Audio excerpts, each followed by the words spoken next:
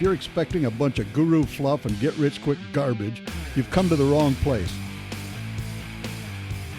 This show is the no bullshit real deal. No bullshit real deal. I'm Larry Harble, and they call me the real deal. Welcome to my show. This show is aimed at providing you with quality information so you can make more profit in the fastest way possible without making costly mistakes from the deals you do. Let's get started. Hello, everyone. You know, I've been thinking, and I've been speaking a lot about negotiating with sellers lately. That's simply because I'm doing a lot of negotiating with sellers every day. I'm working with a group where we've done a mass mailing of postcards. We're getting a lot of response, and I'm negotiating with anywhere from 2 to 6 people every day about they want to sell their property, and it's up to me. I'm the negotiator. So I'm talking to these people, trying to put deals together that will work for us, and hopefully it'll work for them. So today I thought I'd talk about what I call the 3 keys of negotiating success. I think this is critical because this is something that most people don't realize if you've never actually talked to a seller. Most people make their offers through a real estate agent. My friends and myself, we never do. We talk to the seller personally, face to face, or over the phone. Now, I do a lot of these calls over the phone, but you have to understand, I have to ask questions.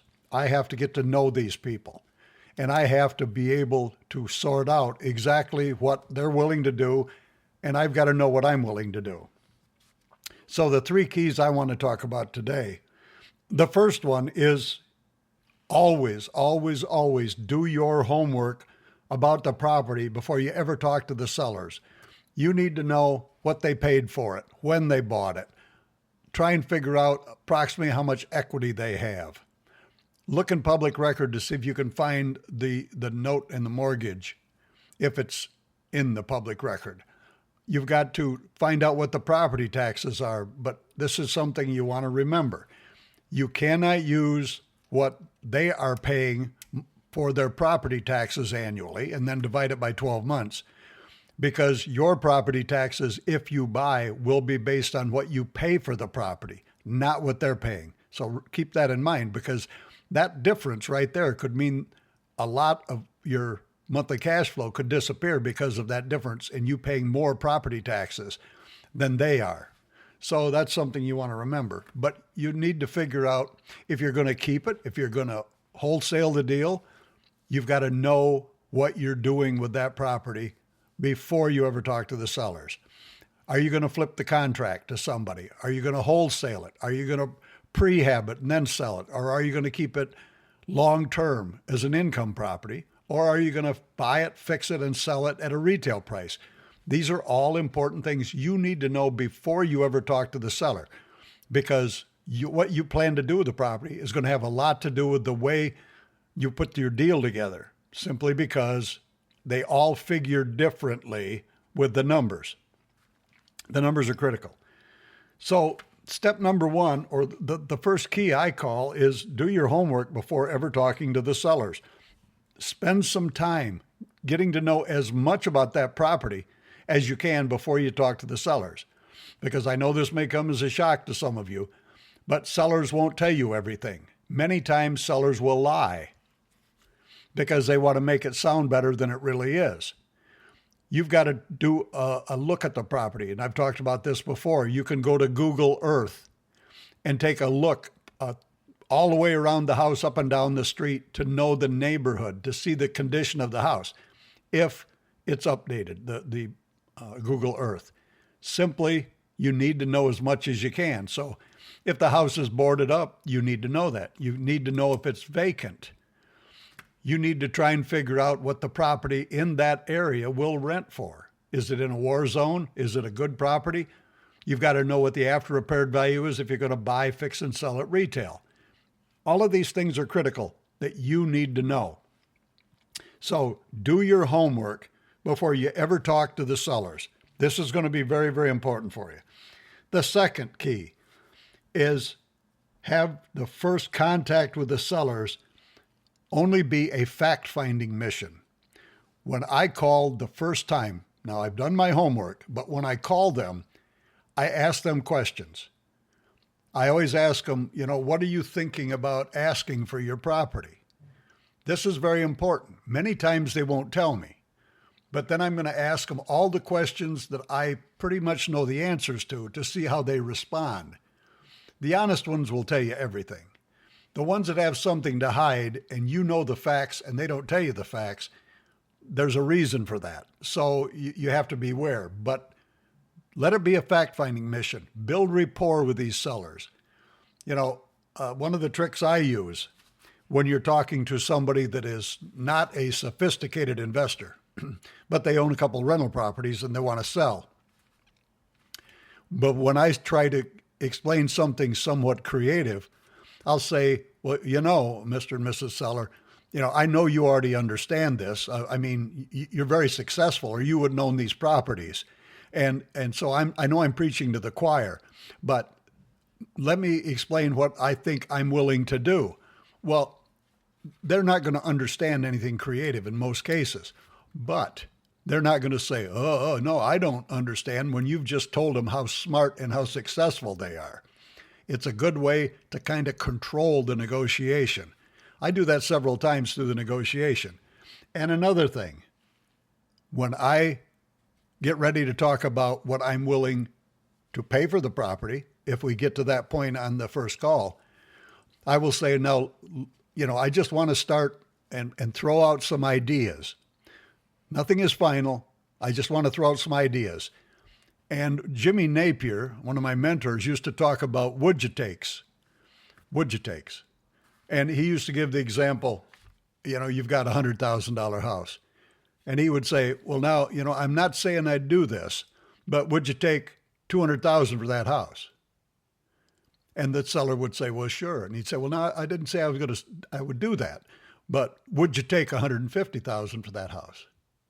Well, yeah. Well, no, I didn't say I was going to do that. Would you take $80,000 for the house?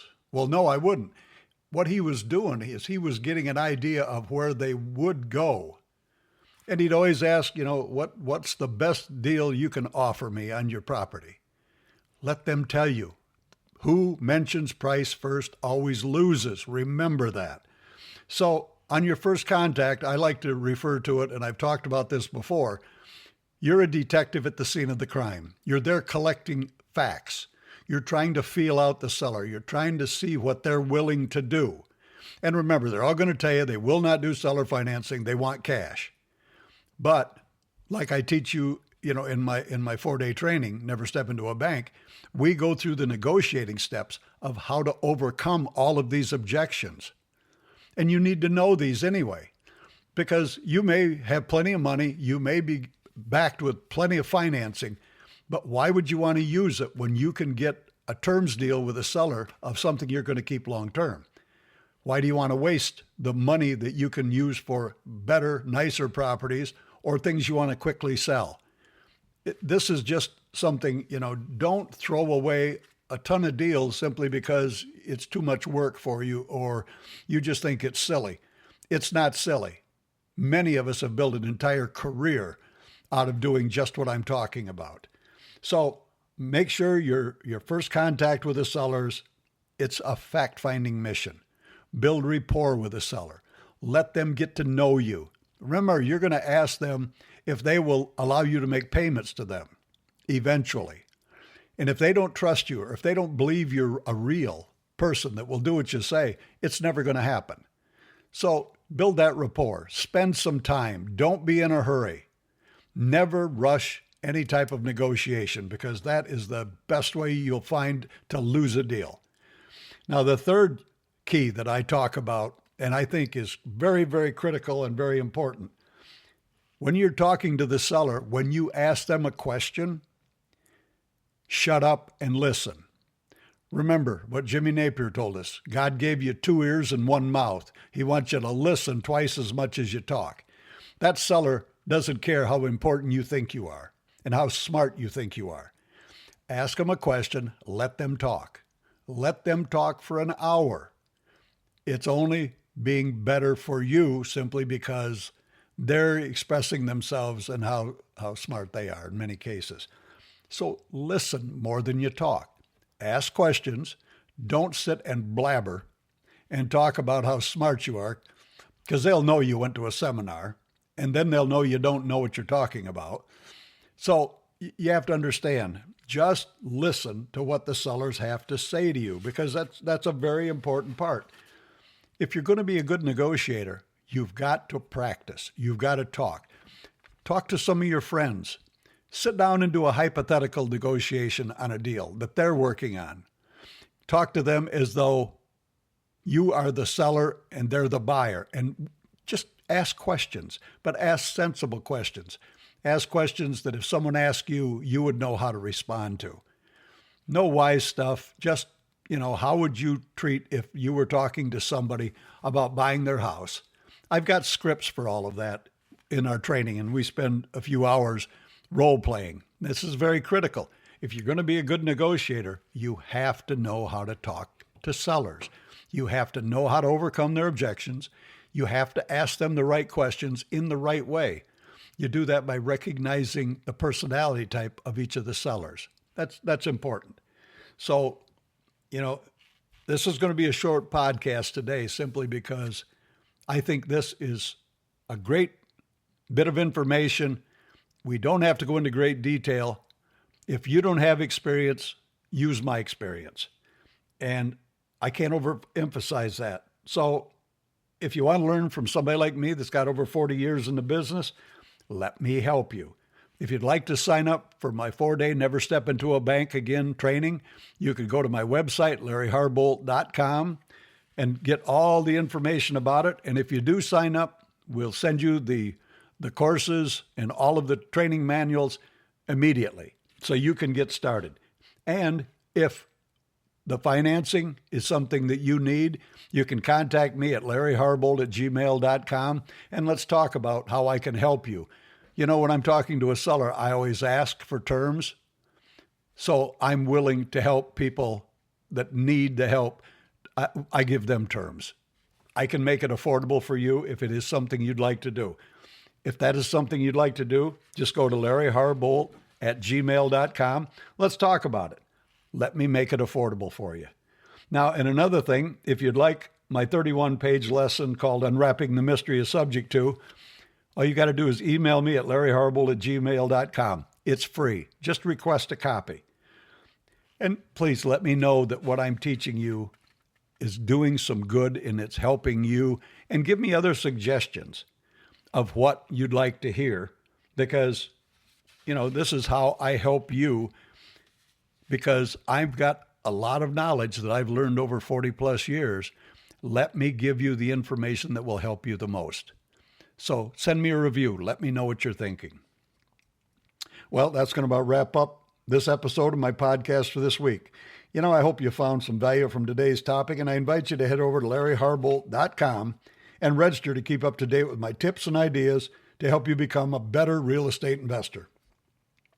If you're not already registered, head over to LarryHarbolt.com/register to get access to my free phone script on how to negotiate with sellers over the phone. And please be sure to tell a friend and leave me a review on the podcast player that you're using right now to listen to me. Your reviews help me to know that what information that I'm sharing with you has value for you. And be sure to check out my courses, articles, and available trainings on my website, and watch for my Facebook Live posts I do every few days. And be sure to check out my affordable coaching program. It's called MakingBiggerProfits.com. Go to MakingBiggerProfits.com. See what it is. It's a monthly training, and this training is affordable for people.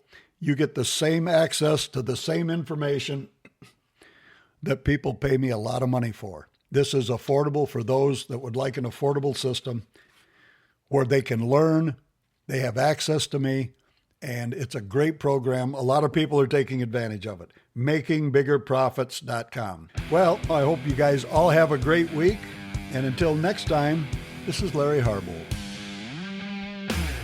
Thanks for listening to the Real Deal Podcast with Larry Harbolt. To learn more about investing in real estate, head on over to LarryHarbolt.com and register for his educational tips and articles delivered by email.